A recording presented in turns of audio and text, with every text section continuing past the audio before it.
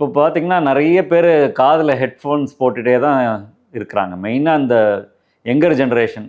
இந்த ப்ளூடூத் டிவைஸ்ன்றது ஒரு ரேடியேஷன் உள்ள ஒரு கருவி தான். காதுக்குள்ள உள்ள வச்சு நம்ம கேட்குறோம். ப்ரொலாங்டா அதாவது ரொம்ப நேரம், நீண்ட நேரம் யூஸ் பண்ணுறதுனால நிறைய பிரச்சனைகள் வருதுன்னு நிறைய ஸ்டடீஸ் சொல்றது. டெம்பரரியா காது கேட்காம போகலாம். காது சுத்தமாவே கேட்காம கூட போகலாம்.